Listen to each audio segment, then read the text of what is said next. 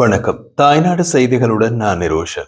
நாடாளுமன்றத்தில் நேற்று செவ்வாய்க்கிழமை நடைபெற்ற அமர்வின் போது வடக்கு மாகாணத்தை சார்ந்து பல்வேறு ஊழல் சம்பவங்கள் குறித்து முக்கியமான குற்றச்சாட்டுகளை நாடாளுமன்ற உறுப்பினர் அர்ஜுனா ராமநாதன் வெளிப்படுத்தினார்.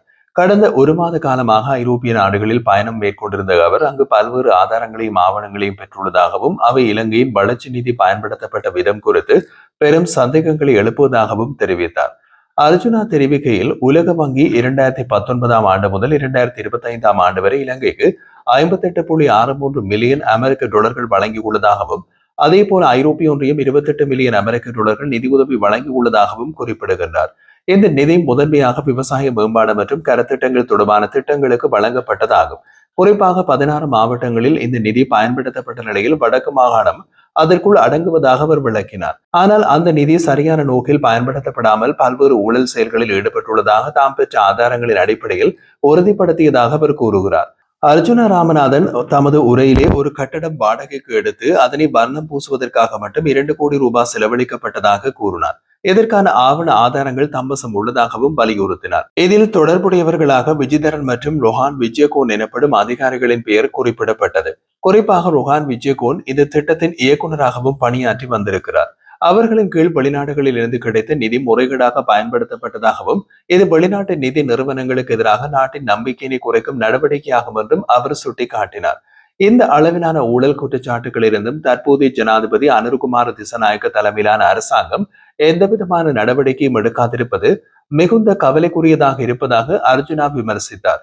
இவ்வாறு வெளிநாடுகளில் இருந்து வரும் உதவித்தொகைகளை கொள்ளையடிக்கும் போது இதை தடுக்க எந்த நடவடிக்கையும் எடுக்கப்படவில்லை எனில் வெளிநாட்டில் வாழும் இலங்கையர்கள் இந்த நாட்டில் முதலீடு செய்யவோ திரும்பி வரவோ தயங்குவார்கள் என்றும் அவர் எச்சரித்திருந்தார்.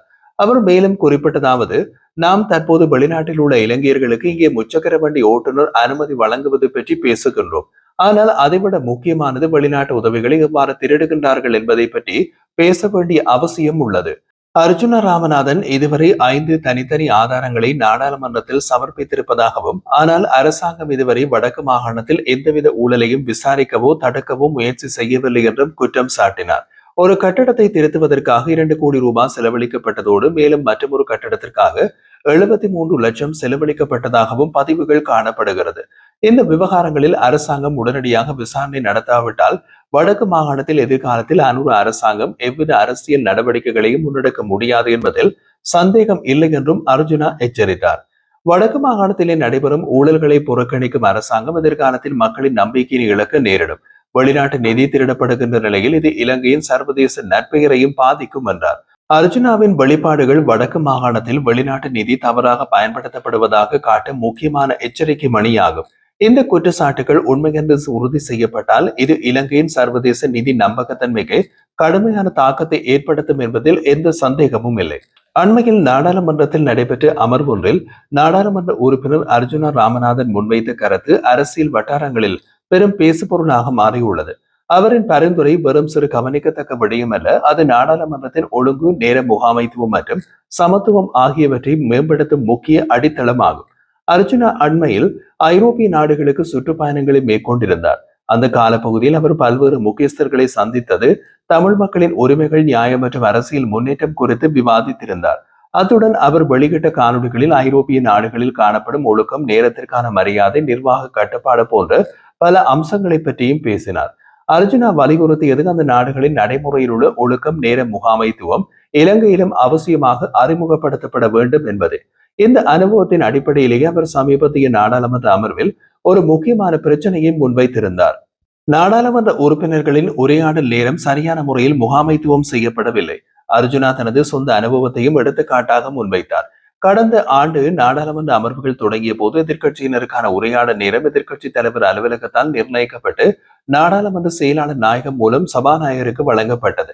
ஆனால் அந்த காலத்தில் அர்ஜுனாவுக்கு உரையாற்ற நேரம் ஒதுக்கப்படவில்லை. பல முறை கோரிக்கைகள் முன்வைத்த போதும் அவர் உரையாற்றுவதற்கான வாய்ப்பை இறுதியில் மட்டுமே பெற்றார். அதுவும் அமர்வின் முடிவில் சில நிமிடங்கள் மட்டுமே கிடைத்தன. அமர்வின் ஆரம்பத்தில் பேசும் உறுப்பினர்கள் நேரத்தை மீறுவதால் பின்னர் பேச வேண்டிய உறுப்பினர்களுக்கு உரிய நேரம் கிடைப்பதில்லை. இது ஒரு தனிப்பட்ட அனுபவம் மட்டுமல்ல, பல உறுப்பினர்களுக்கும் இதே சிக்கலை எதிர்கொண்டிருந்தார்கள். அர்ஜுனா தனது உரையில் ஐரோப்பிய நாடாளுமன்றங்களின் நேர முகாமைத்துவ முறையினை எடுத்து காட்டினார். அங்கு ஒவ்வொரு உறுப்பினர்களுக்கு உரையாடுவதற்காக ஒதுக்கப்பட்ட நேரம் தொலைக்காட்சி திரையில் காட்சிப்படுத்தப்படும். நேரம் முடிவடையும் போது ஒரு ஒலி எச்சரிக்கை வழங்கப்படும். அதன் பின்னர் மைக்ரோபோன் தானாகவே நிறுத்தப்படும். இதனால் ஒவ்வொருவரும் தங்களுக்கு கிடைத்த நேரத்தில் தங்கள் கருத்துக்களை சுருக்கமாகவும் துல்லியமாகவும் வெளிப்படுத்தி கற்றுக்கொள்வார்கள். அர்ஜுனா இதே முறையினை இலங்கை நாடாளுமன்றத்தில் அறிமுகப்படுத்துமாறும் கேட்டுக்கொண்டார். அவர் வலியுறுத்தியது, அத்தகைய முறைமை இருந்தால் அனைத்து உறுப்பினர்களுக்கும் சமமான வாய்ப்புகள் கிடைக்கும். இதனால் நாடாளுமன்ற அமர்வுகள் ஒழுங்காக நடைபெறும். அர்ஜுனாவின் இந்த முன்மொழிவுக்கு நாடாளுமன்ற பிரதி சபாநாயகர் உடனடியாக பதிலளித்தார். அவர் கூறுகையில், நாடாளுமன்ற உறுப்பினர்களின் உரையாடல் நேரத்தை முகாமைத்துவம் செய்வதற்கான நடவடிக்கைகள் விரைவில் முன்னெடுக்கப்படும். இதற்கான பரிந்துரைகளை சபாநாயகருக்கு அறிவிப்போம். இந்த பதில் அர்ஜுனாவின் கருத்து வரும் கருத்தாக இல்லாமல் அதற்கான நடைமுறை நடவடிக்கைகள் ஆரம்பிக்கப்பட்டுள்ளதை உணர்த்துகின்றது. இது இலங்கை நாடாளுமன்றத்தின் செயல்முறைமைக்குள் புதிய பரிணாமம் ஒன்றை உருவாக்கக்கூடியது. அர்ஜுனாவின் முயற்சி நாடாளுமன்ற உறுப்பினர்களுக்கிடையில் நேர ஒழுங்கு, பொறுப்புணர்வு மற்றும் சமத்துவம் ஆகியவற்றை உறுதிப்படுத்தும் வகையில் உள்ளது. இத்தகைய முறைமைகள் நடைமுறைக்கு வந்தால் உரையாடல்களின் நீதி மற்றும் சமநிலை பேணப்படும். அமர்வுகள் சரியான நேரத்தில் முடியும். ஒவ்வொரு உறுப்பினர்களுக்கும் சம வாய்ப்புகள் கிடைக்கும். நாடாளுமன்றத்தின் செயல்திறன் உயர்த்தப்படும். பொதுமக்களின் பார்வையில் நம்பிக்கை மீண்டும் நிலைநிறுத்தப்படும். நாடாளுமன்ற உறுப்பினர் அர்ஜுனா ராமநாதனின் இந்த முன்மொழிவு அரசியல் மையத்தில் உள்ள ஒரு அடிப்படை பிரச்சனையை தொடுகிறது. நேரத்திற்கான மரியாதை மற்றும் ஒழுங்கு. அவர் வெளிநாட்டு அனுபவத்திலிருந்து கற்றுக்கொண்ட ஒழுக்கத்தையும் செயல்திறனையும் இலங்கை நாடாளுமன்றத்தில் அமல்படுத்தும் நோக்கத்துடன் முன்வைத்தார். பிரதி சபாநாயகரின் உறுதியான பதிலால் இந்த யோசனை வெறும் பேச்சாக இல்லாமல் விரைவில் நடைமுறைக்கு வடிவம் பெறக்கூடும். இந்த நடைமுறைக்கு வந்தால் இலங்கை நாடாளுமன்றம் நவீன ஜனநாயக நாடுகளின் தரத்திற்கு இணையாக செயல்படும் ஒரு முன்னேற்றகரமான அமைப்பாக மாறும் என்பதிலும் ஐயமில்லை.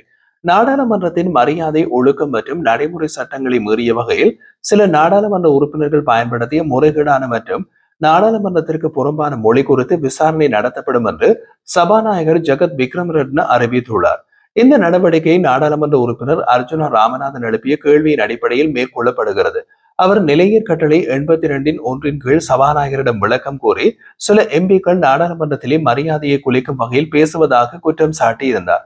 சபாநாயகர் தனது பதிவில் நாடாளுமன்ற உறுப்பினர்கள் சிலர் பயன்படுத்திய சொற்கள் நாடாளுமன்ற மரியாதைக்கு முரணானவை என்றும் அவை நாடாளுமன்றத்தின் அதிகாரப்பூர்வ பதிவான ஹன்சாட்டில் இருந்து ஏற்கனவே நீக்கப்பட்டுள்ளதாகவும் தெரிவித்தார்.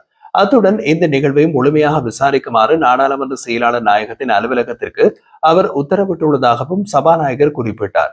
நாடாளுமன்றம் என்பது நாட்டின் உயர்ந்த சட்டமன்றம். இங்கு பயன்படுத்தப்படும் மொழியும் நடையும் மரியாதைக்குரியதாக இருக்க வேண்டும். அதற்கு முரணாக நடக்கும் எந்த ஒரு செயலும் சகிப்பதற்கு அல்லது என்று சபாநாயகர் வலியுறுத்தினார். சபாநாயகர் மேலும் தெரிவிக்கையில், நாடாளுமன்றத்தின் மரியாதையை குலைக்கும் வகையில் பேசியவர்கள் பொதுவாக மன்னிப்பு கேட்க வேண்டும் என்பதே சரியான நடைமுறை என்று குறிப்பிட்டார். அவர் மேலும் நாடாளுமன்றத்தின் ஒழுக்கத்தை பாதுகாப்பது ஒவ்வொரு உறுப்பினரின் பொறுப்பு என்றும் சட்டமன்றம் என்பது தனிநபர் விருப்பங்களை வெளிப்படுத்த இடமல்ல, மாறாக மக்களின் நலனை பிரதிநிதித்துவப்படுத்தும் மேடை என்பதையும் நினைவூட்டினார். அர்ஜுனா ராமநாதன் தனது கேள்வியில் நாடாளுமன்றத்தின் சில அமர்வுகளில் வாக்குவாதங்கள் மற்றும் மரியாதையற்ற சொற்கள் பயன்படுத்தப்பட்டதை சுட்டிக்காட்டினார். அவர் இத்தகைய செயல்கள் பொதுமக்களின் பார்வையில் நாடாளுமன்றத்தின் கண்ணியத்தையும் நம்பகத்தன்மையினையும் குறைக்கின்றன. ஆகையால் இதற்கு உரிய நடவடிக்கை அவசியம் என்று வலியுறுத்தினார். அவரின் கேள்விக்கு பதிலளிக்கும் போது சபாநாயகர் இந்த விசாரணை முடிவை அறிவித்தார். சபாநாயகர் குறிப்பிடுகையில், நாடாளுமன்றத்தின் ஒழுங்கை பேணுவது நாடாளுமன்ற செயலாளர் நாயகத்தின் அலுவலகத்தின் கடமைகளில் ஒன்று. எனவே குறித்த அலுவலகம் தற்போது சம்பந்தப்பட்ட ஆடியோ, வீடியோ பதிவுகள் மற்றும் ஹன்சாட் குறிப்புகளை ஆய்வு செய்து தொடர்புடைய எம்பிக்கள் மீது நடவடிக்கை எடுக்க பரிந்துரைகள் சமர்ப்பிக்க உள்ளதாகவும் கூறினார். இதனையடுத்து விசாரணை முடிவுகளின் அடிப்படையில் தேவையான ஒழுக்க நடவடிக்கைகள் எடுக்கப்படும் என்றும் எதிர்பார்க்கப்படுகிறது.